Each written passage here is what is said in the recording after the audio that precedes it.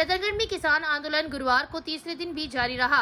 3 दिनों से राजस्थान किसान सभा बैनर के नीचे जोधपुर डिस्कॉम के एक्सिन कार्यालय के आगे किसानों ने पड़ाव डाल रखा है। गुरुवार को पड़ाव स्थल पर सभा का आयोजन किया गया।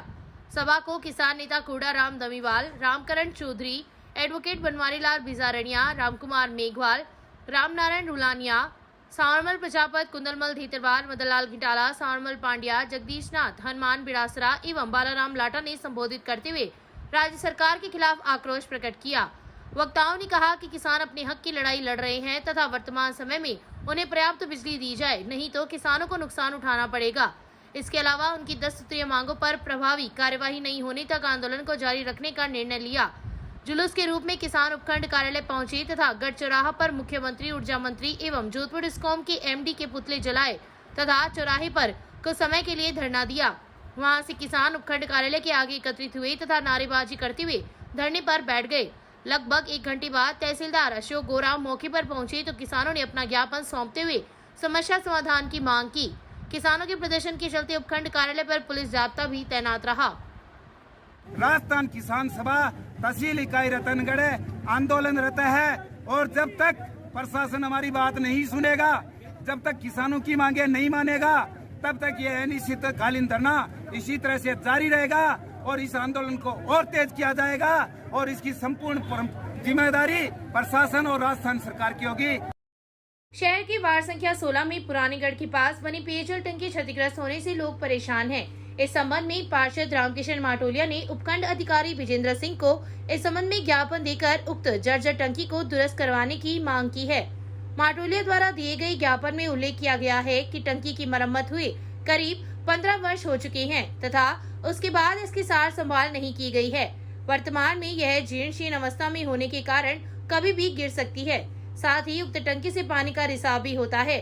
गत दिनों प्रशासन शहरों के संग शिविर में भी अधिकारियों को इस संबंध में अवगत करवाया गया था, लेकिन आज तक इस समस्या का समाधान नहीं हो पाया है। ज्ञापन में मांग की है कि उक्त टंकी को दुरुस्त करवाकर आमजन को राहत पहुंचाई जाए।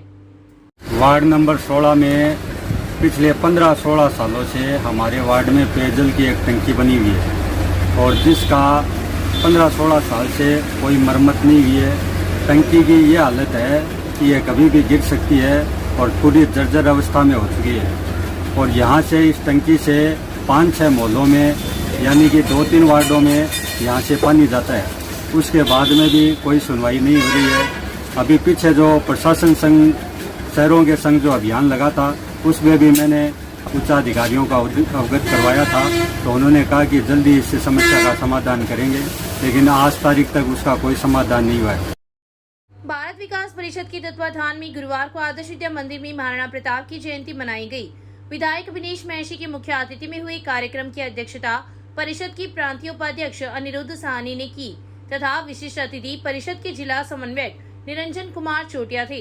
कार्यक्रम में मुख्य वक्ता के रूप में जालान कॉलेज के प्राचार्य कल्याण सिंह चारण उपस्थित थे। महाराणा प्रताप के चित्र के समक्ष दीप प्रज्वलन से शुरू हुए कार्यक्रम में परिषद के जिला सह समन्वयक वासुदेव चाकला ने अतिथियों का शाब्दिक स्वागत किया। परिषद के स्थानीय संरक्षक मदनलाल कम्मा ने परिषद द्वारा संचालित गतिविधियों की जानकारी दी। इस दौरान युवा कवि अरविंद मिश्रा व अजीत चारण ने काव्य पाठ की प्रस्तुति दी। कार्यक्रम में अपने पिता की स्मृति में आयुर्वेद विश्वविद्यालय का निर्माण करवाने पर वैद्य लक्ष्मी नारायण शर्मा तथा गत दिनों हुई ऑनलाइन गीता ज्ञान प्रतियोगिता में अव्वल प्रदर्शन प्राप्त करने पर वासुदेव चाकलान, शार्दुल सिंह राठौड़, मनोज चारण, सत्यनारायण टेलर का अतिथियों द्वारा अभिनंदन किया गया। वैद्य शर्मा को दिए गए अभिनंदन पत्र का वाचन शिक्षक राकेश नायक ने किया। इस दौरान परिषद में शामिल हुए नए सदस्यों को शपथ भी दिलाई गई। इस अवसर पर काफी संख्या में लोग उपस्थित थे। कार्यक्रम में भूमि और भवन का दान करने हेतु वैद्य लक्ष्मी नारायण जी शर्मा का अभिनंदन किया गया। इसके अलावा भारत विकास परिषद रतनगढ़ शाखा की ओर से ऑनलाइन गीता ज्ञान प्रतियोगिता में भाग लेने वाले श्रीमान वासुदेव जी चाकलान, साधु सिंह जी राठौड़, सत्यनारायण टेलर और मनोज जी चारण का सम्मान किया गया। कार्यक्रम में युवा कवि अरविंद जी मिश्रा और अजीत जी चारण का भी सम्मान किया गया। वक्ताओं ने महाराणा प्रताप के जीवन के आदर्शों को अपने दैनिक व्यवहार में उपयोग में लेने का आह्वान किया गया। पंडितपुर स्थित दो जाटी बालाजी धाम में चल रही 9 दिवसीय संगीतमय श्री राम कथा के दूसरे दिन गुरुवार को कथावाचक ने राम नाम की महिमा पर प्रकाश डाला। कथावाचक प्रहलाद महाराज ने कहा कि राम के नाम में वह शक्ति है कि यदि हम प्रतिदिन कुछ क्षण भगवान के नाम का स्मरण करें तो इस संसारिक मोहजाल से हम तर जाएंगे। उन्होंने कहा कि राम नाम के उच्चारण से मन वतन पवित्र होता है और कलयुग में सभी प्रकार के कष्टों से मुक्ति मिलती है। कथा पंडाल में सुबह 5 बजे भगवत प्रार्थना एवं संत राम सुखदास जी महाराज के प्रवचन की ऑडियो सुनाई गई तथा उसके पश्चात प्रभात फेरी निकाली गई। इस अवसर पर पृथ्वीराज प्रजापत, ओम प्रकाश प्रजापत, सावल माटोलिया, बंसीधर स्वामी, संजय पुरोहित, गिधारी लाल मंगलहारा, ओम सारस्वत, बालकृष्ण स्वामी सहित काफी संख्या में श्रद्धालु उपस्थित थे।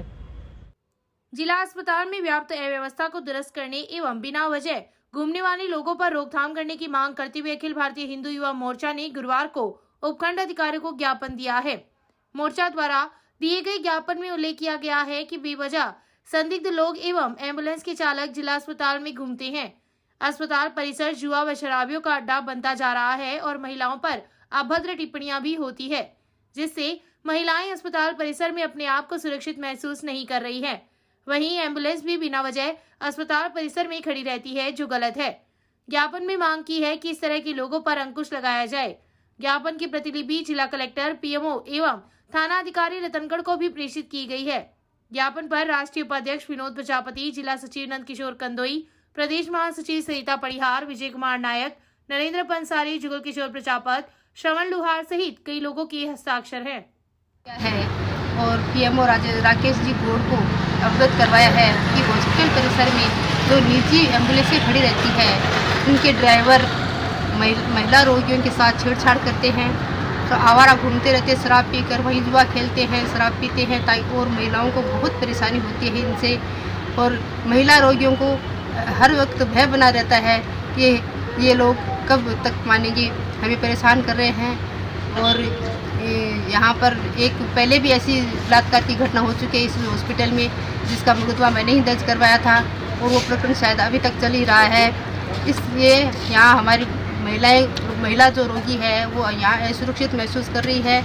और ये मेरे प्रशासन से यही मांग है कि इन एम्बुलेंसों को यहाँ से हटाया जाए और इन लोगों के ये खराब प्रवृत्ति के लोग हैं, इनके खिलाफ कार्रवाई की जाए। और जो हॉस्पिटल के कर्मचारी अधिकारी इस कार्य में लिप्त है तो उनके खिलाफ भी कार्रवाई की जाए। मेरे प्रशासन से यही मांग है कि इन महिला रोगियों को राहत दी जाए और इनको दंडित किया जाए ताकि रोगियों को राहत मिल सके। एक्सचेंज में दी गई पुरानी कार की किस्तें नहीं भरने एवं किस्तें भरने के लिए फोन करने पर गाली गलौज निकालने का आरोप लगाते हुए एक व्यक्ति ने गुरुवार को पुलिस में मुकदमा दर्ज करवाया है। पुलिस ने राजा देसर के वार्ड संख्या 20 निवासी भागीरथ प्रसाद पुत्र राम नारायण खडोरिया की रिपोर्ट पर मुकदमा दर्ज किया है। पुलिस ने बताया कि भागीरथ द्वारा दी गई रिपोर्ट में उल्लेख किया गया है कि हुंडई शोरूम में कार्यरत हमीद खान ने उसे उसकी पुरानी कार के बदले नई कार देने की बात कही, जिस पर उसने उक्त कार फाइनेंस न होने की बात कही। हमीद ने उसे फाइनेंस कंपनी से फोरक्लोज दिलवाने का आश्वासन दिया और 20 मार्च 2021 को पुरानी कार एक्सचेंज में दे दी तथा 21 अप्रैल 2021 को नई कार मिल गई और उसका डाउन पेमेंट भी दे दिया। शेष राशि का भुगतान हमीद द्वारा किस्तों में देना तय किया गया। इस दौरान हमीद ने पुरानी कार की बकाया किस्तें चुकाने का आश्वासन दिया था, लेकिन उक्त व्यक्ति ने ना तो कोई किस्त चुकाई और ना ही उसका फोन उठा रहा है। 4 दिन पूर्व जब हमीद को फोन किया तो उसने गाली गलौज करते हुए किस्त नहीं चुकाने तथा गाड़ी सहित उसे जिंदा जलाने की धमकी दी। भागीरथ ने आरोप लगाया है कि हमीद खान ने षड्यंत्र करके उसका वाहन हड़प कर लिया है। पुलिस ने मुकदमा दर्ज कर जांच शुरू कर दी है। तहसील के गांव दिरासर में एक राय होकर 7 लोगों ने घर में प्रवेश किया तथा दंपति के साथ मारपीट की। पुलिस ने बताया कि रिद्धू कंवर निवासी दिरासर ने रिपोर्ट दी कि गांव के ही गोविंद सिंह, लाल सिंह, गुड्डू, नैनू कंवर, जितेंद्र सिंह, शारदा कंवर एवं बिहारी सिंह ने घर में प्रवेश किया तथा उसके पति जो बीमार है उनके साथ मारपीट करते हुए उसके साथ भी धक्का मुक्की की। मारपीट के बाद उसके पति को सांस लेने में परेशानी होने लगी तो उसे अस्पताल में भर्ती करवाया, जहां से डॉक्टरों ने उसे बीकानेर रेफर कर दिया। रिद्धू कंवर ने लिखा है कि डॉक्टरों के अनुसार उसके पति की हालत गंभीर है। पुलिस ने मुकदमा दर्ज कर जांच प्रारंभ कर दी है। हनुमान पार्क स्थित सद्भावना इंग्लिश सीनियर सेकेंडरी स्कूल में गुरुवार को प्रतिभा सम्मान समारोह का आयोजन हुआ। इस दौरान कक्षा 12 विज्ञान संकाय में 95.80% अंक प्राप्त कर अव्वल रहने वाली छात्रा आकांक्षा राठौर सहित कई मेधावियों का सम्मान किया गया। स्कूल निदेशक रामनिवास मंगलहारा के सानिध्य में हुए कार्यक्रम में 93.80% तक अंक प्राप्त करने पर मोहित ठटेरा, 85% अंक प्राप्त करने पर नौसिफ खान, कक्षा 12 वाणिज्य संकाय में 85% अंक प्राप्त करने पर नौफिल कायम खानी व प्रशांत जांगीर का अभिनंदन किया गया।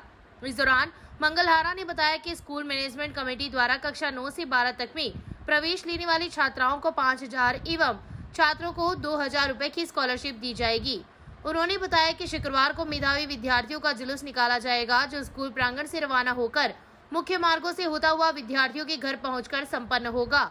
इस अवसर पर प्रधानाचार्य कृपा शंकर स्वामी, विष्णु प्रकाश ठटेरा, नवीन कुमार जाट, हंसराज, राकेश, जयप्रकाश, कालूराम, जितेंद्र, सिद्धांत, मुकेश, लीलाधर वर्मा, रामरतन बेल, मुकेश राउका, मोहम्मद सलीम, प्रशांत मंगलहारा, रितु ठटेरा, भवानी सोनी सहित कई लोग उपस्थित थे। आज Maruti group of education Ratangarh के प्रांगण में श्री सद्भावना इंग्लिश सीनियर सेकेंडरी स्कूल एवं मारुति सीनियर सेकेंडरी स्कूल विज्ञान वर्ग और वाणिज्य वर्ग में विभिन्न बच्चों का प्रतिभा सम्मान समारोह रखा गया, जिसमें सर्वप्रथम विज्ञान वर्ग में नगर श्री में सबसे अधिकतम अंक प्राप्त करने वाली छात्रा Akanksha Rathore, Maruti senior secondary school का छात्र मोहित कुमार ठटेरा, विज्ञान वर्ग का परिणाम जो 100% के साथ साथ ये हाईएस्ट जो परसेंटेज प्राप्त किए हैं, इस खुशी में विद्यालय मैनेजमेंट द्वारा एक निर्णय लिया गया है कि शीघ्र 9वीं से 12वीं तक प्रवेश लेने वाले बच्चों के लिए लड़कों के लिए 2,000 रुपये की विशेष सहायता राशि होगी और लड़कियों के लिए शीघ्र प्रवेश लेने वाली बहनों के लिए ये राशि 5,000 रुपये होगी। विद्यालय परिवार द्वारा एक निर्णय सामूहिक लिया गया और इसको 10 जुलाई तक मान्य किया जाए।